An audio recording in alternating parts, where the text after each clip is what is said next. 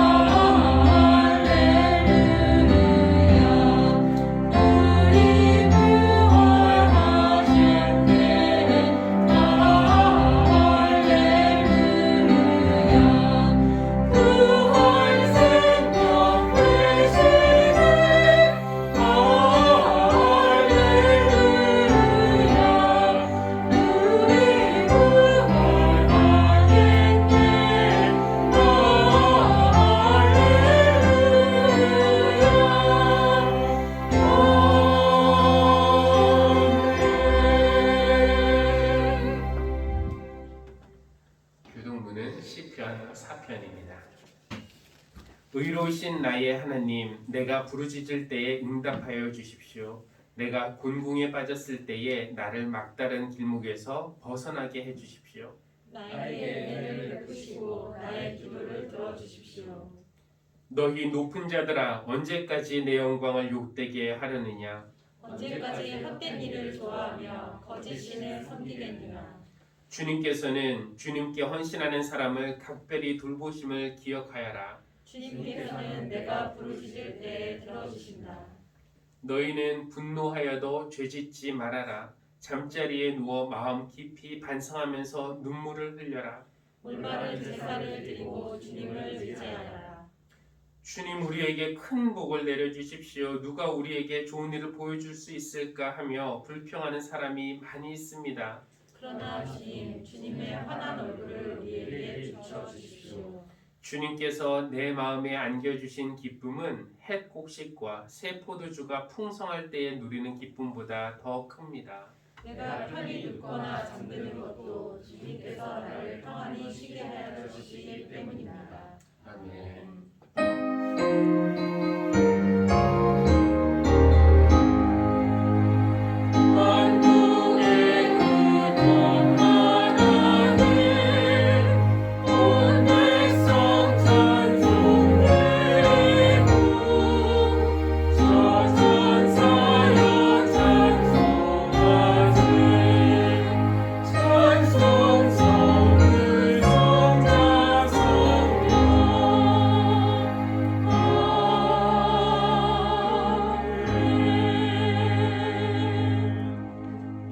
자리에 앉겠습니다.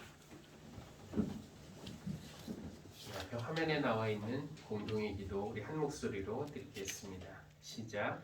생명의 근원이신 하나님, 예수 그리스도 안에서 우리에게 참 생명을 주시니 감사합니다.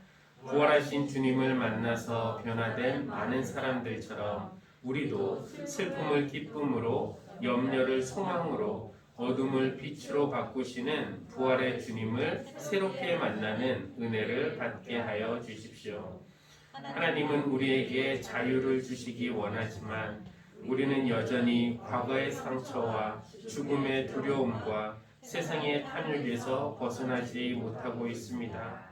시몬 베드로를 찾아오셔서 죄책감에 상심해 있던 그를 회복시켜 주신 것처럼 오늘 우리를 다시 세워주시고 영원히 우리 안에 거하여 주십시오.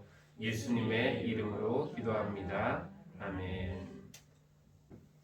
요한복음 21장 15절에서 17절 말씀입니다. 그들이 아침을 먹은 뒤에 예수께서 시몬 베드로에게 물으셨다. 요한의 아들 시몬아, 내가 이 사람들보다 나를 더 사랑하느냐? 베드로가 대답하였다. 주님, 그렇습니다. 내가 주님을 사랑하는 줄은 주님께서 아십니다. 예수께서 그에게 말씀하셨다. 내 어린 양떼를 먹여라. 예수께서 두 번째로 그에게 물으셨다. 요한 아들 시몬아, 내가 나를 사랑하느냐? 베드로가 대답하였다. 주님, 그렇습니다. 내가 주님을 사랑하는 줄은 주님께서 아십니다. 주님께서 그에게 말씀하셨다. 내 양떼를 쳐라. 예수께서 세 번째로 물으셨다. 요한의 아들 시몬아, 내가 나를 사랑하느냐? 그때 베드로는 예수께서 내게 나를 사랑하느냐 하고 세 번이나 물으심으로 불안해서 주님께서 모든 것을 아십니다. 그러므로 내가 주님을 사랑하는 줄은 주님께서 아십니다. 하고 대답하였다. 예수께서 그에게 말씀하셨다. 내 양떼를 먹여라. 이는 우리에게 주신 하나님의 말씀입니다. 하나님 감사합니다. 거룩하신 하나님, 이날을 거룩하고 복되게 하시고 우리도 거룩하고 복된 사람으로 회복시켜 주시기 위해서 하나님의 임재 안으로 우리를 초대하시니 하나님께 감사와 찬양을 드립니다. 우리 하늘씨앗 교회 성도들이 이곳에 모여서 혹은 또 각자 삶의 자리에서 드리는 찬양과 기도 그리고 예배를 주님께서 기뻐 받으시고 우리에게 은혜 베풀어 주시기를 간구합니다. 자비하신 하나님, 우리는 연약하고 부족합니다. 세상에 지기도 하고 우리 자신에게 지기도 하고 사탄의 유혹에 쉽게 넘어가기도 합니다. 우리 주 예수 그리스도의 은혜로 새 생명을 선물로 받았고 또 성령님의 능력으로 죄에서부터 자유를 얻었는데 두렵고 떨리는 마음으로 그 구원을 완성시켜 나가는 일에 우리가 자꾸 실패하고 넘어집니다. 우리 마음은 여전히 어두운 것들을 좋아해서 죄의 끈을 완전히 놓지 못했기 때문이고 또 이기심과 교만을 우리 속에 품고 있기 때문에 그렇습니다. 우리를 가엾게 여기셔서 우리가 땅의 것들을 생각하고 좋아하는 대신에 하늘의 것들을 추구하는 그런 사람들이 되게 하여 주십시오. 하나님, 사랑하는 교우들을 위해서 기도합니다. 자신에게 실망하여 낙심하고 절망한 자리에 주저앉은 이들이 있다면 주님께서 그들에게 다가가셔서 여전히 그들 사랑하신다고 말씀해 주시고 위로하시고 회복시켜 주시기를 간구합니다. 육신의 병과 몸의 통증으로 고통 중에 있는 이들의 손을 잡아 주시고 그들이 일어나 걷고 뛰고 주님 찬양할 수 있도록 건강 회복시켜 주십시오. 좋은 의사를 만나고 또 회복의 의지를 잃지 않게 하시고 무엇보다 참 치유자이신 하나님을 끝까지 붙들고 신뢰할 수 있는 믿음도 허락하여 주십시오. 믿음이 연약해진 이들에게 굳건한 믿음 허락해 주시고 새로운 도전을 하는 이들에게 용기와 소망을 주시고 자신의 부족함을 알고 구하는 모두에게 지혜와 성령 충만함을 부어주시기를 기도합니다. 하나님, 우리 나라를 위해서도 기도합니다. 공정하고 차별이 없는 사회, 그래서 하나님께서 창조하신 모든 이들이 받은 몫의 생명을 온전히 누릴 수 있는 그런 나라가 되게 하여 주십시오. 하나님, 좋은 머리, 건강, 부유한 가정 등 자신의 노력과는 상관없이 받은 선물들이 있습니다. 더 많이 받은 사람도 있고 덜 받은 사람도 있습니다. 더 받은 사람들이 그것을 자기 탐욕을 채우는 일에 사용하지 않고 기꺼이 나누고 섬기고 봉사하는 마음으로 하나님의 공의를 실천하는 그런 나라가 되게 해 주십시오. 이 세상을 위해서도 기도합니다. 세계 곳곳에 마음 아픈 일들이 있습니다. 군부 독재에 맞서 피 흘리는 일들, 끊이지 않는 인종차별과 총기 학살, 방사능 오염수를 해양에 방출하겠다는 뉴스, 그리고 코로나로 인해 고통받는 사람들. 하나님이 창조하신 세상을 제대로 돌보지 못하는 우리를 꾸짖어 주시고 내 어린 양떼를 먹이라는 명령 받들면서 그 양떼가 누구인지 깊이 생각하는 그런 교회가 되게 하여 주십시오. 오늘의 예배를 온전히 주님께 맡깁니다. 말씀으로 우리를 새로워지게 하여 주시고 성령으로 충만하게 하시고 또 하나님의 사랑으로 우리의 잔이 가득 넘치는 예배가 되게 하여 주십시오. 예수님의 이름으로 기도합니다. 아멘.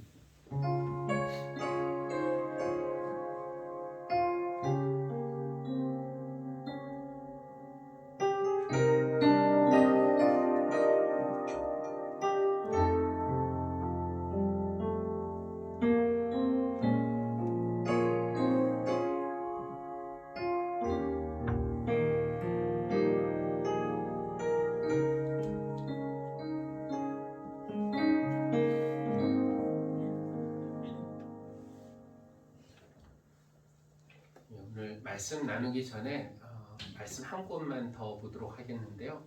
다음 화면 잠깐 보여주시면 누가복음 22장 말씀인데요. 예수님이 십자가에서 돌아가시기 전에 이제 하셨던 그 말씀입니다. 제가 읽겠습니다. 시몬아 시몬아 보아라. 사탄이 밀처럼 너희를 체질하려고 너희를 소나기에 넣기를 요구하였다. 그러나 나는 내 믿음이 꺾이지 않도록 너를 위하여 기도하였다. 내가 다시 돌아올 때에는 내 형제를 굳세게 하여라. 베드로가 예수께 말하였다. 주님, 나는 감옥에도 죽는 자리에도 주님과 함께 갈 각오가 되어 있습니다. 그러나 예수께서 말씀하셨다. 베드로야, 내가 내게 말한다. 오늘 닭이 울기 전에 내가 3번 나를 모른다고 할 것이다. 다시 앞으로 돌아가 주시면 좋겠습니다. 지난 금요일 4월 16일이 그 세월호 7주기였습니다. 7년 전을 한번 기억을 더듬어 보았습니다. 그해 4월 16일은 고난주간에 끼어있는 수요일이었습니다.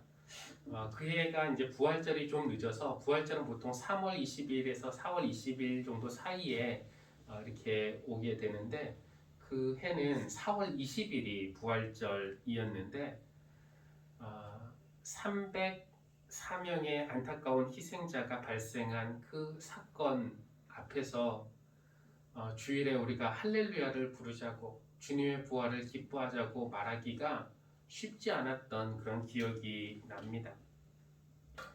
한 3년 전인가요? 몇 년 전에 그 세월호 생존자, 유족이 아니고 이제 세월호에서 살아남은 그 사람이 인터뷰한 것을 본 적이 있었습니다.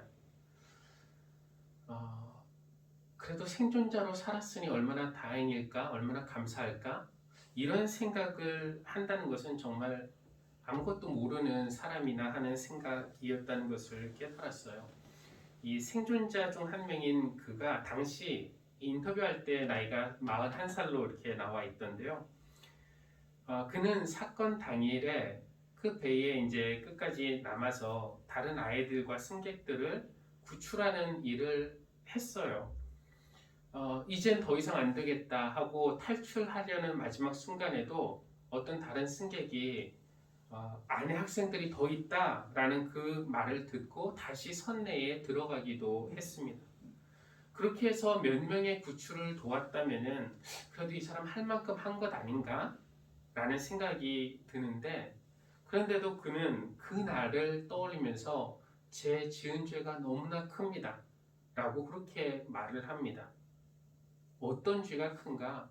그 배 안에 있던 아이들에게 자기가 입고 있는 구명조끼를 벗어주지 못한 것, 한 사람이라도 더 구하지 못한 것, 그것은 이 생존자에게는 견디기 힘든 죄책감으로 남아 있었습니다. 모르겠어요. 다른 생존자 중에서는 그래도 살아남아서 기쁘다, 감사하다 생각하는 사람들이 있었는지 모르겠지만 이 사람은 살아도 사는 것 같지가 않았다고 말합니다. 왜냐하면 세월호 그 사건 후에 병원과 또 집 안에서만 생활했기 때문에 그렇습니다. 정상적인 직장 생활이 불가능했기 때문에 다니던 회사는 그만두었고요. 그러면서 그는 매일 애써 세월호를 외면하려고 했다고 합니다. 생각하지 말아야지. 생각하지 말아야지. 왜냐하면 생각만 하면은 그 죄스러운 마음이 들었기 때문에 그런데요. 그러나 외면하고 싶다고 그것이 마음대로 되나요? 그러니까 잠을 못 자서 밤에 불면증 때문에 잠을 이룰 수가 없었어요. 그래서 그 사람은 말하기를 불면증 때문에 원래는 정신과 약을 복용했는데 요새는 그래도 그 약을 끊고 대신 술로 이기고 있다고 이렇게 이야기를 하더라고요. 술을 안 마시면 자기가 잠은 못 자는데 그래도 이게 많이 좋아져서 이 정도까지 됐다라는 것입니다. 그러니까 그는 그 진도 앞바다의 차가운 바다에서는 살아남았는지 모르겠지만 몇 년이 지난 후에도 여전히 죄책감이라는 그 어두운 바다에서 허우적대면서 있던 것입니다. 베드로의 마음이 이와 비슷했을까 한번 생각해 보았어요. 주님은 돌아가시고 자기는 살아남았지만 나는 살아서 기쁘고 감사하다라는 마음보다는 죄책감과 수치심이 그 마음을 지배했을 것입니다. 아까 우리가 누가복음 읽은 것처럼 예수님 십자가에서 돌아가시기 전에 베드로에게 하신 말씀, 시몬아 시몬아, 사탄이 너를 소나기에 넣으려고 요구하였다. 그러나 나는 내 믿음이 꺾이지 않기를 위해 기도하였다. 네가 다시 돌아올 때는 내 형제를 굳세게 하여라. 베드로는 처음에 이 말이 무슨 말인지 잘 몰랐을 거예요. 사탄이 나를 요구하였다고요? 예수님이 내 믿음이, 나 지금 믿음 괜찮은 것 같은데 내 믿음이 떨어지지 않기 위해 기도하셨다고요? 너는 돌이킨 후에 라면은 내가 넘어질 것이라는 말입니까? 사탄에게 넘어갈 것이라는 말일까요? 이 복잡한 생각이 들었겠지만 베드로는 거기서 힘줘서 주님한테 이렇게 말하죠. 주님, 나는 감옥에도 심지어 죽는 자리에도 주님과 함께 갈 각오가 되어 있습니다. 그러나 예수님은 베드로야, 오늘 닭이 울기 전에 네가 나를 3번 모른다고 할 것이다 라고 말씀하셨고 결국 예수님의 예언대로 일이 진행되었습니다. 예수님은 그렇게 십자가에서 돌아가셨고 생존자인 베드로는 그 후 깊은 죄책감에 빠졌습니다. 그 세월호 생존자가 애써 세월호를 외면하면서 살려고 했듯이 베드로도 애써 십자가를 외면하고 싶었을 것입니다. 부활하신 주님이 나타나셔서 다시 주신 사명이 있었지만 나 같은 사람은 안 될 것 같다라는 그런 느낌이었을 것 같아요. 그래서 제자들이 모여 있을 때 베드로는 나는 이제 고기나 잡으러 가겠소 이렇게 말을 합니다. 이제 희망도 없고 자기가 할 줄 아는 거는 물고기 잡는 것밖에 없으니까 옛 생활로 돌아가겠다는 것입니다. 이게 21장 오늘 말씀을 읽었는데 20장에서 부활하신 주님의 제자들에게 나타나셔서 아버지께서 나를 보내신 것처럼 나도 너희를 세상에 보낸다고 그렇게 사명을 주셨지만 베드로는 주님 생각만 하면은 그것이 자꾸 자기의 기쁨으로 흥분으로 다가오는 게 아니라 죄로 다가오기 때문에 견디기 힘들었을 겁니다. 나 같은 사람이 무슨 베드로만 그런 게 아니라 살아남은 다른 생존자들, 다른 제자들도 마찬가지였어요. 그래서 우리도 함께 가겠어 이렇게 말하죠. 그들은 밤새 고기를 잡으려고 했어요. 잡지는 못했지만 밤새 그랬다는 걸 보면은 그들도 불면증에 시달렸을까 이런 생각도 한번 해봅니다. 십자가의 생존자들은 잠도 잊은 채 밤새 그물을 던지고 끌어올리기를 반복했지만 한 마리도 잡지 못했습니다. 새벽이 되자 어떤 사람이 바닷가에서 소리를 지르죠. 얘들아, 무엇을 좀 잡았느냐? 어디서 많이 들어본 목소리긴 한데 제자들은 그가 누군지 몰랐습니다. 그러자 육지에 있던 그 사람이 다시 소리를 치죠. 그물을 배 오른쪽에 던져라. 그의 말대로 했더니 이게 웬일입니까? 그 그물을 끌어올릴 수 없을 정도로 많은 물고기가 잡혔습니다. 그 순간에 요한은 저분이 누구시다 라는 것을 금세 알아차렸어요. 주님이시다. 그리고 제자들은 바닷가에서 이제 그 바닷가로 와고 하니까 예수님이 숯불을 피워놓고 아침 준비를 하고 계십니다. 생선과 빵으로 아침 준비를 하고 계시면서 제자들이 이제 그 주위로 숯불 주위로 모여들게 되죠. 예수님이 방금 잡은 고기 몇 마리 좀 가져오너라 와서 아침을 먹어라. 근데 제자들은 아무 말을 못합니다. 부활하신 주님을 다시 만났는데 그 상황에서 제자들이 무슨 말을 할지 몰랐던 것 같아요. 그래서 아무 말도 하지 않고 숯불 주변에 모여서 주님이 차려주신 그 아침을 먹었습니다. 이 어색한 침묵 속에서 베드로는 아마 주님과 눈을 마주치지 못하고 숯불만 계속 바라보고 있었을 겁니다. 그리고 이 숯불은 며칠 전의 기억으로 베드로를 데리고 갔어요. 며칠 전이라 하면 주님이 잡히셨던 그 새벽, 베드로는 가야바 대제사장의 관저 거기에 숯불 앞에서 몸을 녹이고 있었죠. 주님이 어떻게 되실까 걱정하는 마음에서 몰래 뒤따라오다가 오다 보니까 대제사장의 관저까지 그 안뜰까지 가게 된 것입니다. 그 안뜰에는 숯불이 피어져 있었고 사람들은 숯불 주위에서 몸을 녹이면서 예수님이 어떻게 되실지 구경하고 있었습니다. 그리고 베드로도 그 자리에 있었죠. 그때 어느 하녀가 베드로를 보면서 당신도 저 나사렛 사람 예수의 제자 중 한 명이죠? 아니요 하고 단호하게 베드로가 대답했습니다. 잠시 후에 또 어떤 사람이 당신도 저 사람의 제자 중에 한 명인 것 같은데 라고 하자 베드로는 두 번째로 아니요 하고 부인했습니다. 조금 있다가 또 다른 사람이 물어볼 때에도 베드로는 나는 그 사람을 모르고 하면서 세 번째 부인했고 그 순간 닭이 울었습니다. 베드로는 예수님 하셨던 말씀이 생각이 났고 자신의 그 비겁함과 나약함을 깨닫고는 죄스러워서 아마 너무 죄송해서 밖에 나가서 통곡을 했다고 합니다.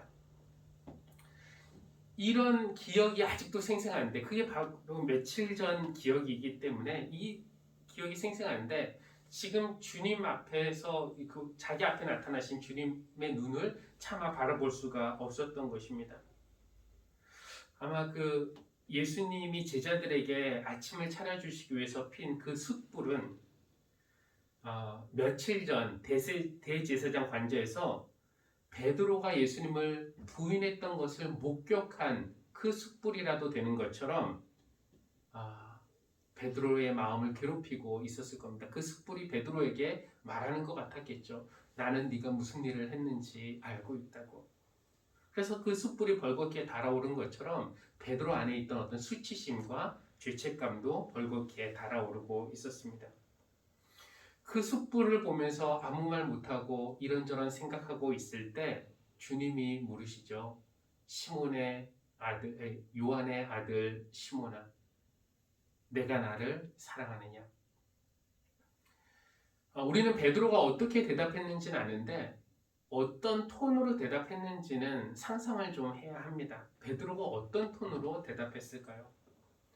나는 감옥에도 죽음의 자리에도 주님과 함께 하겠습니다 라고 말했던 그런 자신감과 확신감을 가지고 대답하지는 않았겠죠.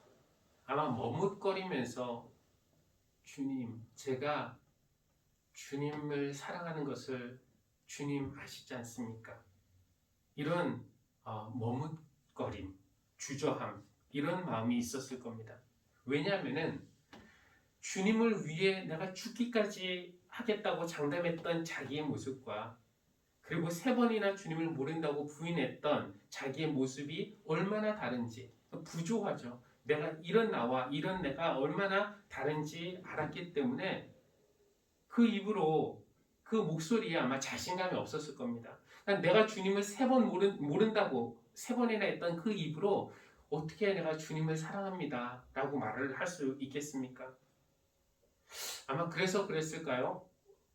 예수님은 내가 나를 사랑하느냐 라고 할 때 그 사랑이라는 단어를 아가페, 고차원적인 사랑을 뜻하는 아가페를 사용해서 네가 나를 아가페하느냐 라고 물으셨고, 베드로는 글쎄요 이게 의미 없이 그냥 사용한 건지 모르겠는데 그 우정을 뜻하는 필로스라는 단어를 사용합니다.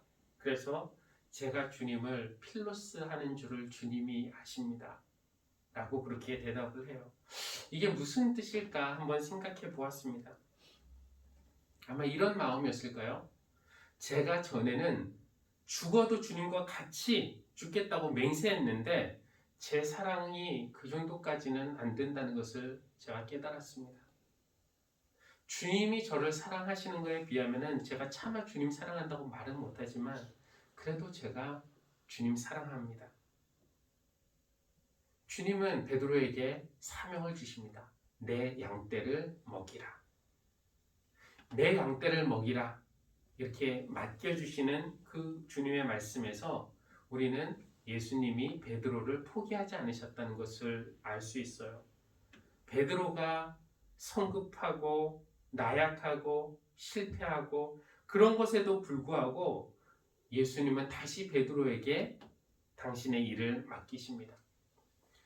이것이 중요하다라고 말씀을 드리는데 왜 예수님은 더 완벽한 사람, 더 훌륭한 사람, 새로운 사람에게 당신의 일을 맡기지 않으시고 실패하고 넘어진 사람을 굳이 다시 사용하실까요? 예수님이 베드로에게 하셨던 그 말씀, 나는 내 믿음이 꺾이지 않기를 위하여 기도하였다. 네가 다시 돌아올 때는 내 형제를 굳세게 하여라. 예수님은 알고 계셨어요. 베드로의 믿음이 꺾일 것이라는 것도 알고 계셨고 또 베드로가 돌아오리라는 것도 아셨습니다. 그러니까 한번 쓰러질 건 아셨는데 그 쓰러진 자리에 계속 그렇게 쓰러져 있는 채 머무는 것이 아니라 일어나서 다시 돌아오기를 위해서 기도하셨던 것입니다. 그리고 돌아오면은 그때는 형제를 굳세게 하는 그런 사람이 될 것이라는 것을 믿어주셨어요. 베드로를 믿어주시는 주님의 사랑입니다. 근데 이것이 베드로를 향한 사랑만이 아니라 지금 우리 모두를 향한 주님의 마음이 그렇습니다. 예수님은 완벽한 사람에게 그분의 양떼를 맡기지 않으십니다.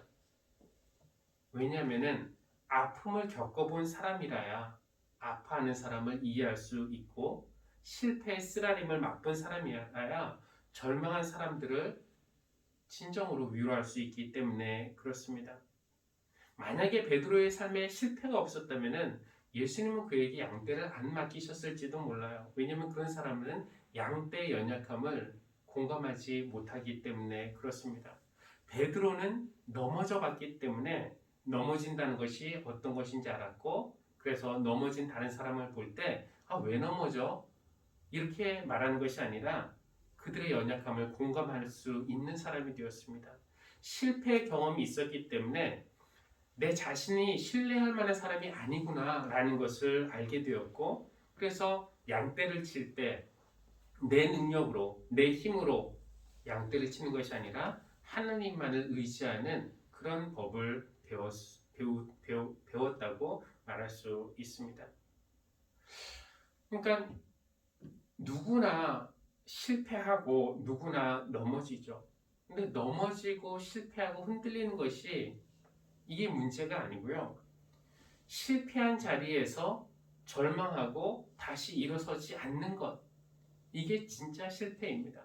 그러니까 나는 실패한 인생이야, 이렇게 실패를 내 운명으로 받아들이는 것, 실패를 디딤돌로 삼아서 다시 일어나야 되는데 그러지 않고 그냥 포기하는 것, 이것이 진짜 실패입니다.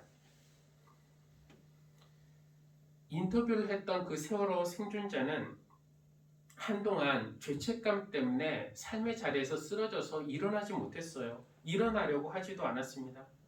그러다가 이 사람이 이제 인터뷰를 하면서 했던 얘기가 유족들에게 전화가 왔다는 겁니다. 만나자고. 글쎄요, 내가 생존자면은 유족들이 만나자고 하면은 만날까? 그들에게 뭐 직접 죄를 지은 건 아니지만 그래도 유족들 보기가 두려웠다는 겁니다. 눈을 마주칠 자신이 없었다는 거예요. 왜냐하면은 그 중에 누가 한 명이라도 그래 우리 아이들 다 죽었는데 너는 살아서 좋냐? 이런 얘기 할 것만 같아서 두려웠다는 겁니다. 그래서 만나고 싶지 않은 마음도 컸지만 용기를 내서 찾아간 그 자리에서 처음 만난 한 세월호 희생자의 어머니는 잘 왔다며 그를 따뜻하게 안아주었다고 합니다. 그 어머니의 그 따뜻한 포옹이 그에게 위로가 되었고, 그 이후에 그는 세월호 활동가로 일하기 시작했다는 거예요. 그래서 새로운 그냥 그 전에는 병원과 집만 왔다 갔다 하면서 거의 죽은 사람처럼 지냈는데 이제는 자기가 해야 할 새로운 그런 일을 발견하게 된 것입니다. 보면서 베드로도 좀 비슷하지 않나라는 생각을 해요. 베드로도 한동안 죄책감으로 쓰러진 그 자리에서 일어나지 못했습니다. 그러다가 예수님이 그를 찾아오셨죠. 베드로는 예수님을 뵐 면목이 없었습니다. 그래, 나 부인하고 너 살아니까, 너 도망가서 살아니까 좋냐? 이런 말 들을까봐. 그러나 예수님은 그런 말씀 한마디도 없으셨어요. 따뜻한 미소로 베드로를 안아주셨습니다. 내가 나를 사랑하느냐? 그럼 됐다. 내 양떼를 쳐라. 베드로에게 새로운 사명이 생긴 것입니다. 이제 베드로가 해야 할 일은 전에 주님이 베드로를 위해서 기도하셨던 것처럼 다시 돌아올 때 내 형제를 굳세게 하여라. 이제는 형제를 굳세게 하는 일이 베드로에게 주어진 사명입니다. 예수님이 베드로를 위해서 기도하셨듯이 지금도 우리 한 사람 한 사람을 위해서 기도하고 계신 줄 믿습니다. 사탄이 우리를 손에 넣으려고 온갖 짓 다 하겠지만 우리의 믿음이 꺾이지 않도록 우리를 위해서 기도하시고, 우리가 쓰러진 후에 다시 일어날 수 있도록 우리를 위해서 기도하시고, 돌아온 후에는 형제자매를 굳세게 하는 일을 할 수 있도록 우리를 위해서 간구하십니다. 교회 여러분, 베드로처럼 자기 자신에게 실망한 적이 있습니까? 실패의 경험 때문에 좌절하셨습니까? 자신감을 상실하셨습니까? 부활하신 주님이 여러분에게도 찾아가시기를 바랍니다. 그러면 그분은 책망하지 않고 대신 물어보실 것 같아요. 딱 한 가지 질문. 네가 나를 사랑하느냐? 주님을 사랑하십니까? 완전한 사랑 아니어도 진실한 사랑이면은 그것으로 충분합니다. 그거 하나면 됐다고 주님은 인정해 주십니다. 우리가 예수님을 사랑한다면 그분은 언제라도 우리의 약함을 강하게 하시고 우리의 약함을 강하게 하신 후에 약한 사람들을 굳세게 하는 일에 우리를 사용하실 것이고 우리를 실패해서 일으키신 후에 실패한 사람들을 격려하는 일에 우리를 사용하실 것이고 우리의 아픔을 치유하신 후에 아픈 사람들을 위로하는 일에 우리를 사용해 주실 줄로 믿습니다. 이 한없는 주님의 사랑이 오늘 여러분을 다시 세워주시기를 주님의 이름으로 기원합니다. 우리의 사랑을 주님께 고백하는 마음으로 315장 내 주 되신 주를 참 사랑하고 내 주 되신 주를 참 사랑하고 내 주 되신 주를 참 사랑하고 곧 그에게 죄를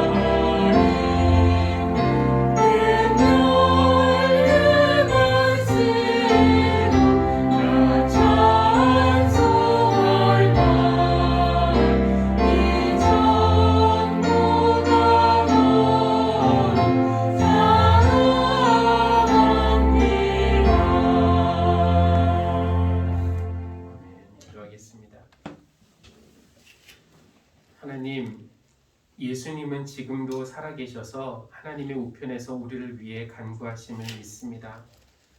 우리가 사탄의 손아귀에 들어가지 않도록, 그러나 우리가 넘어지더라도 다시 일어나도록, 그리고 이제는 형제자매를 굳세게 하는 일을 하도록 우리를 위해서 기도하시는 주님께 감사드립니다. 하나님, 주님은 우리에게 내 양떼를 먹이라는 사명을 주셨습니다. 우리 자신에게 쏠려 있는 관심을 돌려서 주위를 바라보게 해주십시오. 연약한 형제자매를 위로하고 격려하게 하시고 고통당하는 이들, 특히 신망원과 안산 희망홈, 경주 푸르른 센터에 있는 영유아들, 어린이들, 청소년들, 청년들에게 우리 교회가 좋은 이웃이 되게 하여 주시고 또 자연이든지 사람이든지 하나님이 창조하신 모든 것을 사랑으로 돌보는 교회가 되게 하여 주십시오. 그 일을 위해서 우리의 몸과 마음과 물질을 하나님께 봉헌합니다.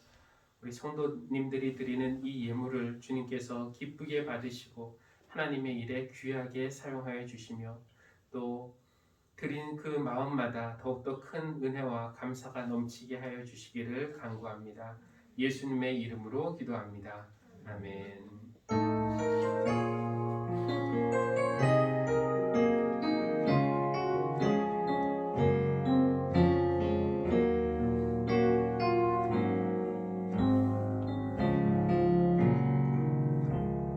그래서 일어나서 찬송가 620장 찬양하고 예를 마치겠습니다.